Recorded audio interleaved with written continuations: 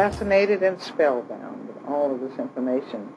As you know, this show is desperately seeking answers. Hopefully we have a few answers for you, Odell. And I'm sure the audience is seeking answers also. We should be desperately seeking answers, because if there's anyone out there that don't agree with us, that we as a people are in a crisis. I mean, when you see so many of us, and the numbers are growing, our young men and women now. Yes. Pretty soon you'll probably see children. What do you think the effect of the cutback on the food stamps, the cutback on the welfare? Yes. Now, I'm not for just hand out.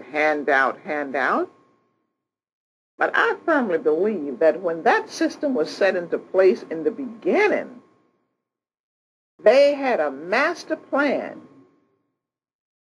to, what you call, enable a people. For a certain of the time, you just give so freely. Everybody comes to California because, you can just get a check the next day. All you got to do is go down and say, I got 5 kids, 10 kids, 1 kid, Makes your legacy. And on top of that, encouraging the little girl, she have a baby, she get $300. Oh, if I have 2, I'll get 5. I get 6. Yes. That goes on. Yes. But the people at the top know exactly what they're doing. And now they say, we're going to talk to the big corporate America and tell them to give the welfare people jobs. They know that's not going to work in large numbers. Yes. Small numbers, yes.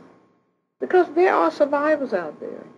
But you have so many people that's going to be so shocked and figure, where is my check? Yes. They don't understand what's happening. Odell, that's because they don't want black folks to think in terms of nationhood. See, when you stop thinking in terms of just the individual self and start thinking in terms of the nation, and you say that you come from the loins of kings and queens, that says that you are qualified to think, not just think, but you're able to do, you're able to act. And that has been the historical development of black people. And black people are being lulled to sleep. Yes. With this welfare thing.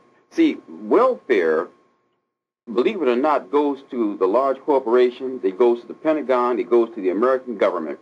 I mean, every time... The real welfare. The real welfare, you see.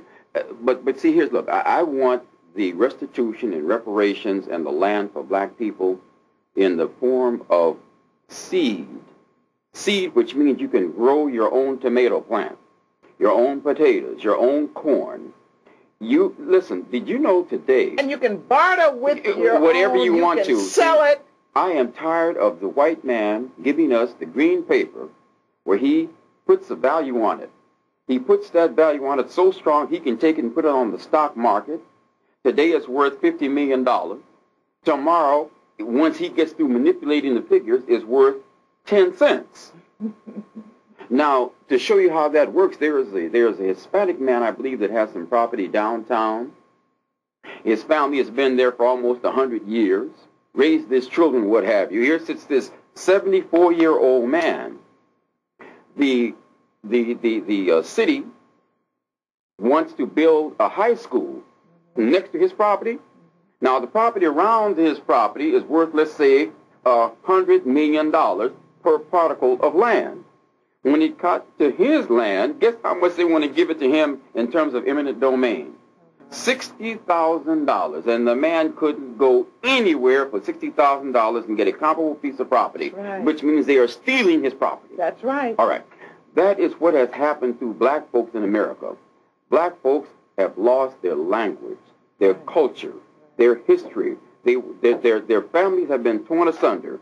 The Willie Lynch papers show us that there was a concerted effort on the part of Caucasians, not only in America, but in the Caribbean, where black folks, he says it, that power was to absolutely make black folks slaves for 1,000 years and better. And once they told self-perpetuating. When you freed the man, then you said you perpetuated, and the slave master doesn't even have to be on the scene. That's right. And that's what you see in terms of the young men. You carry out his will. The young men today, they are buying new cars. They're buying clothes that you wouldn't believe, jewelry, and you see them standing around up and down on Crenshaw. Well, now look, a mind is a terrible thing to waste, and I'm a strong advocate of strong black business, and I don't make any apologies for that. That's right. And I say that whenever you see a black man or woman who have labored and toiled and suffered in this country and didn't get reparations, which they are entitled, but managed to open their doors, I say that we should flock to that door before it opens. You are so and support that business. I have grown weary of seeing Brinks trucks take the wealth out of the community and letting people like yourself and others go hungry, and then have the unmitigated gall to have the top honcho in the country say, well, we're going to apologize for feeding syphilis and gonorrhea to people in a university. And 100 years later, you apologize, say, oh, brothers, I'm so sorry. I'm so sorry that I was going to wipe you out and you found out about it. You're right. You know what I'm saying? But